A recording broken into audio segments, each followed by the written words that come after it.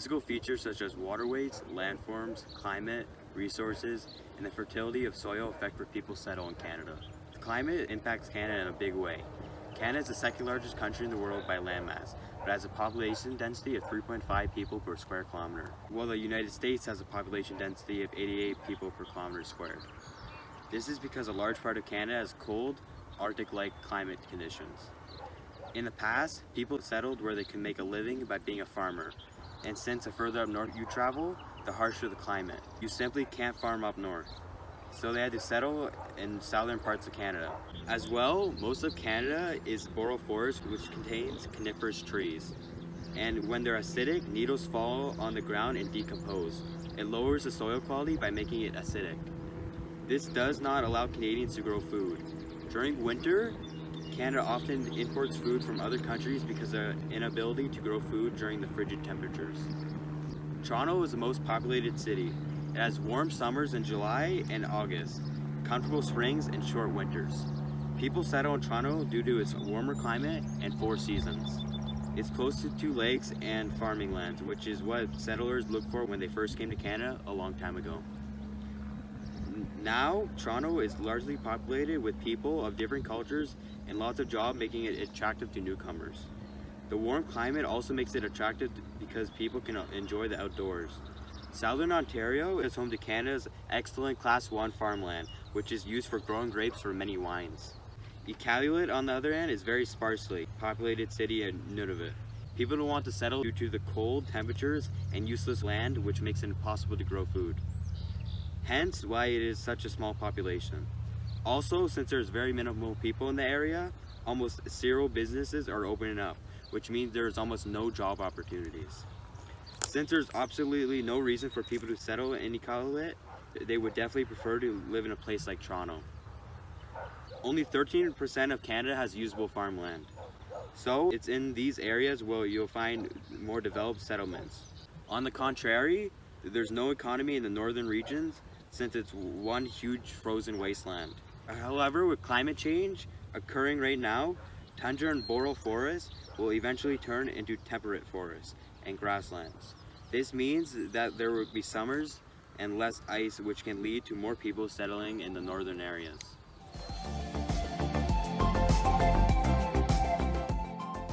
It's important to know that Canada already produces 59% of its electricity from hydroelectricity, which is a huge head start. The rest is 20% from fossil fuel, 15% from nuclear, 4% from wind, 1.5% from biomass, and 0.5% from solar.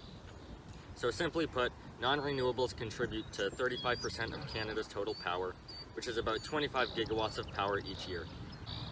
But other than that, wind turbines can fulfill that 25 gigawatts of power.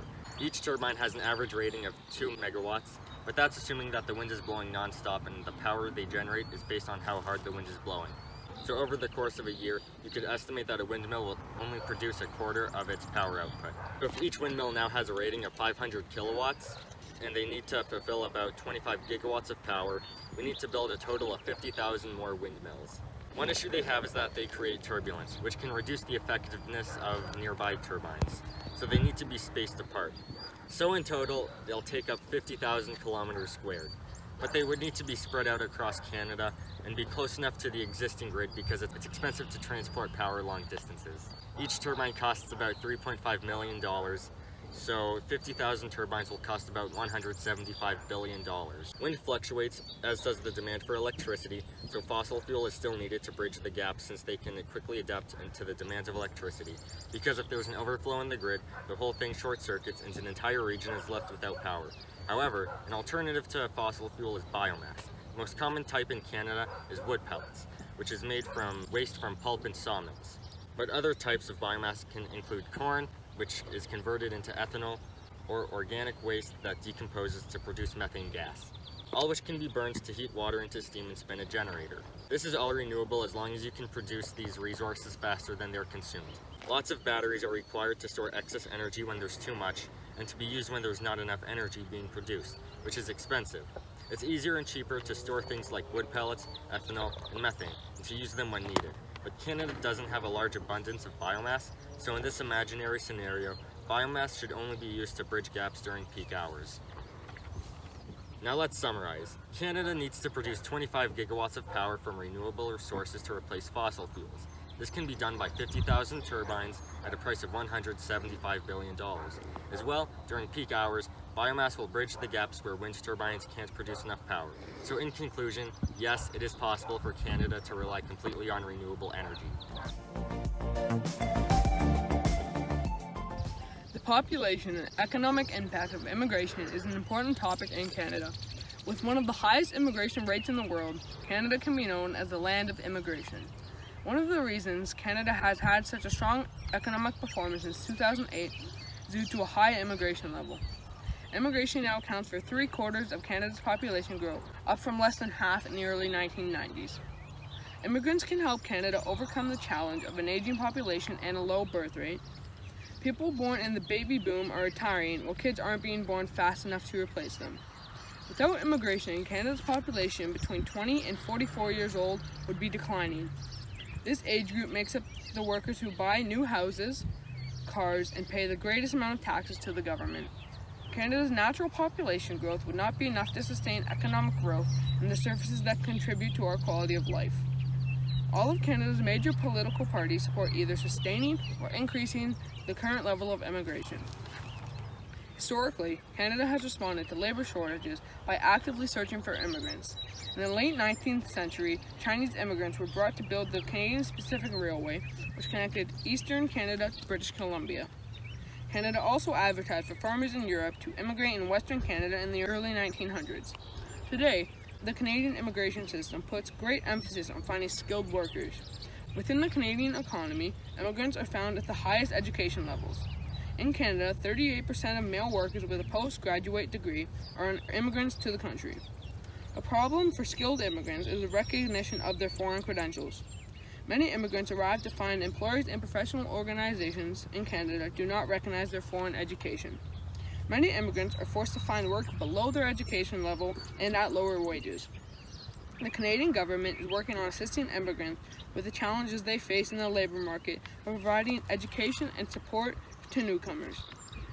Canada has always thrived when our population has grown. Every time population has boomed, our economy followed. The birth rate in the 1950s was about 3.8 kids per woman, but now the current birth rate is 1.6 kids per woman. So Canada's declining birth rate means that we need more immigrants to increase our population. The Canadian government wants to have the country's population increase to 100 million by the year 2100. In order to ensure that future generations have the same economic prospects and social programs such as universal healthcare and world-class education system, we will need to continue to welcome immigrants to Canada. Immigration is truly Canada's key to prosperity today and in the future. Firstly, we need to discuss the difference between livability and sustainability.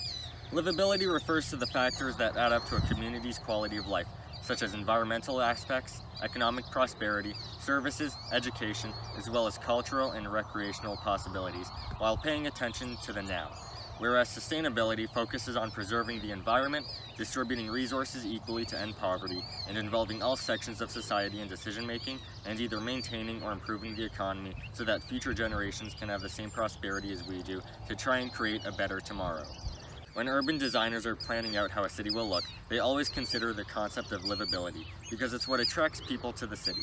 The downtown section of a city is an incredibly important aspect since it's most likely home to many services, cultural, and recreational businesses. The quality of someone's life is sometimes based on how involved they are in their community, and the downtown area can contribute a lot to that.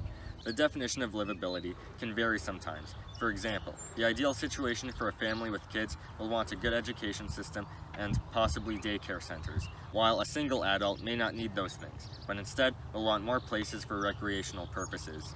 Nonetheless, a livable community will provide all these types of things for you. Some cities eventually switch gears from livable focuses to sustainable because of the change in global concerns or limitations of growth because of the surrounding environment. Some cities need to focus less on attracting growth and more on managing it so they can be more proactive in the future.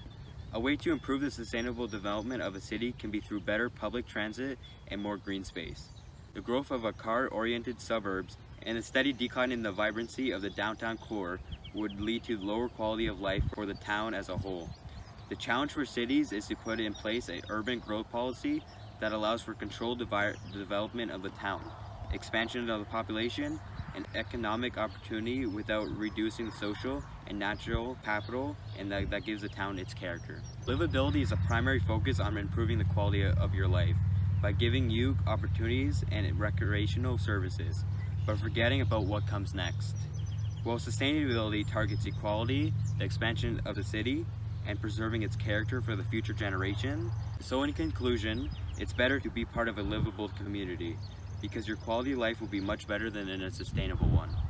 There's no point in being part of a sustainable community if all you focus on is preserving what you have for the future when you don't feel any well-being in the community in the present.